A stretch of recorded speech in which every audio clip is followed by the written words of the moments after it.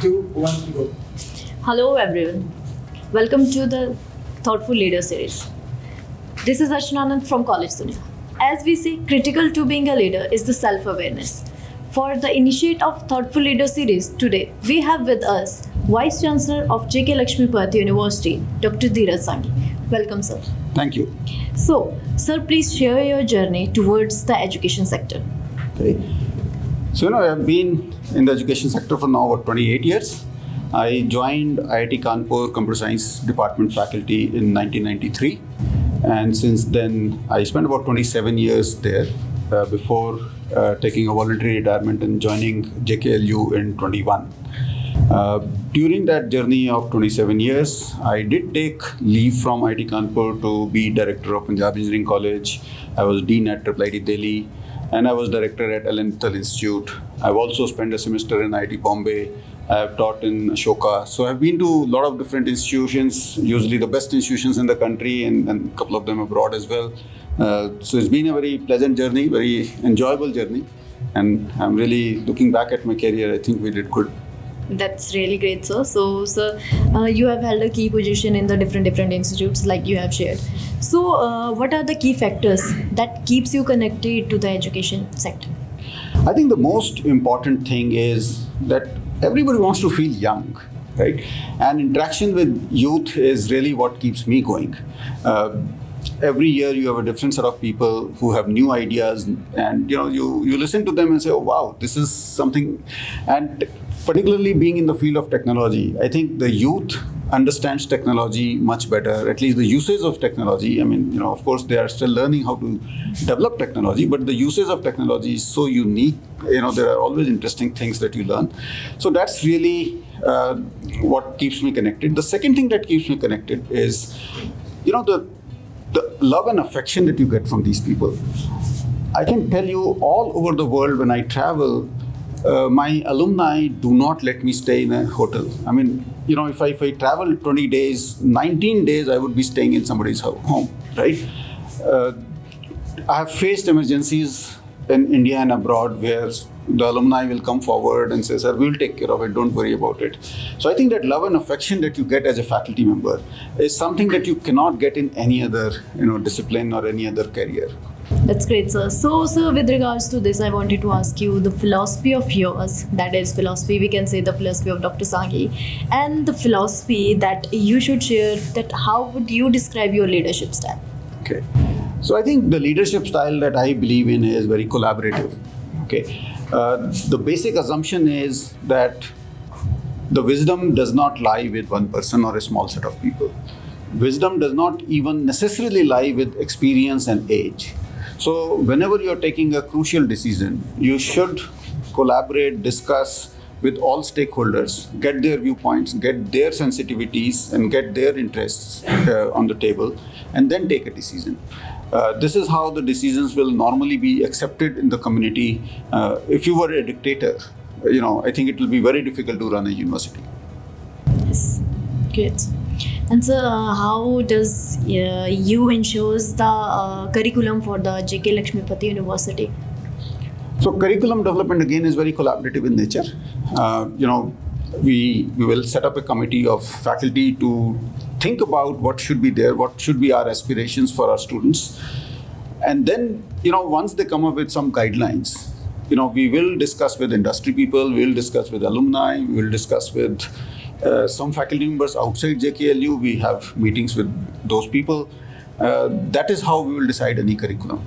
So industry input, alumni input of other faculty members in different institutions, because we are a small university, and we may not have representatives from all disciplines in a, let's say, computer science or design or something. So we do this collaboratively, and I think that's the reason why we have very good curriculum. That's very great, sir. So, sir, as you know, the education system in India and abroad is workly differently. So, what are JKLU University is doing for the inbound students to feel different from the other institutes? So, we have few foreign students, and the reason why they feel at home here are multiple. Firstly, if you look at our curriculum, we are very innovative, and particularly we have lots of electives in our curriculum, which is really how foreign universities operate, right? The number of compulsory courses are very small and number of electives is very large, so the student can do what they want to do rather than be forced to study. Right? I think the other thing, that reason why people feel at home here, is we celebrate all festivals. Whether it is Christian festivals or Muslim festivals or Hindu festivals, we involve them, and also, we tell them about the heritage and culture of Jaipur. I think Jaipur is really famous for all those things. So people say that they're not just learning, computer science or design or management, but they're also learning about India. I think that's what attracts them here, that we particularly make sure that they learn about India. Yes, sir. That's a great initiative taken by the university, because apart from the education, student wants to explore the area or the city where they are situated. Right. Like you have said, the foreign students are here, so definitely they are looking forward to see the city. That's great, sir. So, sir, according to you, what should be the university's priorities for the next 5 years? So I think that when we look at priorities of next 5 years, we always look at where we can make an impact. Okay. So unlike many other universities, frankly, who consider education as a business, and therefore, whenever a new program has to start, they will look at it from the point of view of financial viability, Yes. right? Which is a code word for whether it will make money for me or not, right? JKLU being a corporate university and a philanthropic university, where we do not run out of tuition money, but we run out of CSR grants from several companies as well as families. Our take is, will this enhance our reputation and prestige in the market for a good quality education provider? Will the graduates of this program be able to make an impact in the society? Will they be change leaders? That is how we plan any new program, right? So we are starting MBA program next year, for example. That's the brief that we give to all our stakeholders who are involved in designing this program. That, will this make an impact? Not whether will this make money. Yes, sir. Great, sir. And sir, like we have seen, there is a change in higher education from your time and this time. So what are the biggest challenges that you see at that time and now in the education sector? I think the biggest challenge that we are seeing today is, because of the growth, because of the expansion of higher education, every time government announces a new policy, they talk about GR being increased substantially in the next 5 years, right?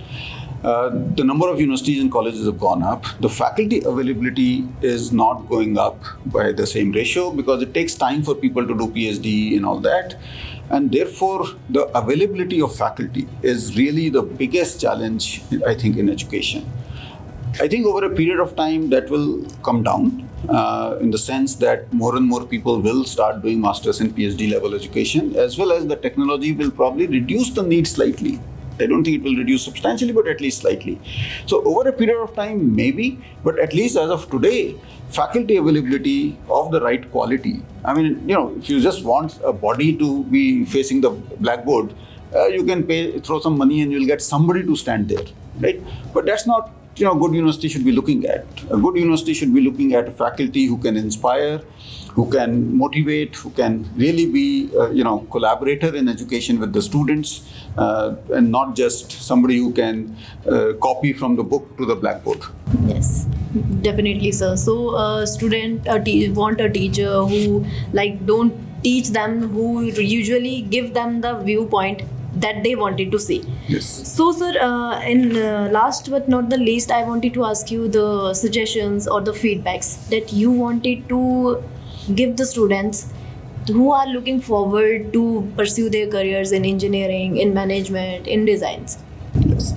So I will say two things. One is, at the time of selection of the college, okay, focus on the quality of education. Okay. And not on things like placement. Yes. Okay. Particularly because placement data that you are hearing from even the students of a university is most probably completely bogus, right? And even if it is not, I mean, what you should be really looking at, are there direct parameters to judge quality? Is because placement can at best be called as a proxy for quality. Yes. But if there are direct parameters for quality, why not look at them? Which is essentially the quality of faculty, right?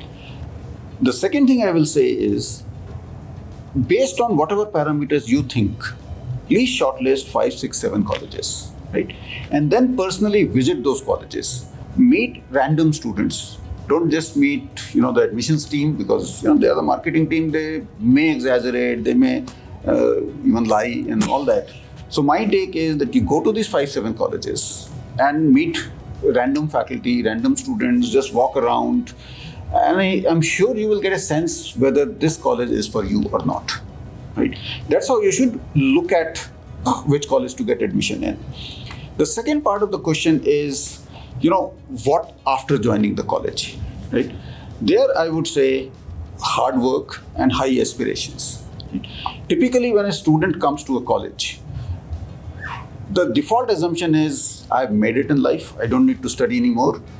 And this happens because, in 11th and 12th class, all parents, all teachers, all neighbors, everybody says, beta, 2 saal sirf tu pad le, tera zindagi ban jayega. Yes. Right? So that guy has worked very hard in 11th and 12th, and he has always been given this hope that, after these 2 years, life will be easy. So he comes to the university expecting the life to be easy. And I want to tell them that be prepared for hard work if you're going to a good university. Right? And last part is the aspiration level. I think somebody who is entering a place like JKLU University, these people are coming after they are told that they are not getting admission in IITs, NITs, in case of design in NITs, etc. Right? And they are demotivated to begin with. Right? So I tell my students, okay, look, what has happened is in some test, you were not in the 0.1% of India's population. Right? And you're disappointed, your neighbors are disappointed, your teachers are disappointed. But no society can grow by just saying only the 0.1% are great. Right? If you are coming to JKLU, you are necessarily in the top 2 to 3% of this country. Okay? And top 2 to 3% of this country is smart. If they can be given good education, they will change the society. Yes. So you coming to JKLU, you must have an aspiration that I will make an impact on the society. That aspiration is very important. Job to sabko milta hai. See, job is not a problem. Placement is not a problem. Any good student will get a placement from any college, right? But can you make an impact on the society? That's what you should aspire for. Yes, definitely. Students are like running behind the placement stats and about all the placement statistics, and the companies visiting the colleges apart from the what other activities the college is providing. So definitely JK Lakshmipat University is providing all those facilities, and definitely the faculties are good. So that's very great, the initiative taken by the JK Lakshmipat University. So sir, thank you so much for your valuable time. Thank you so for much this your thoughts. interaction. I really enjoyed it. Thank you very much. Thank you so much, sir.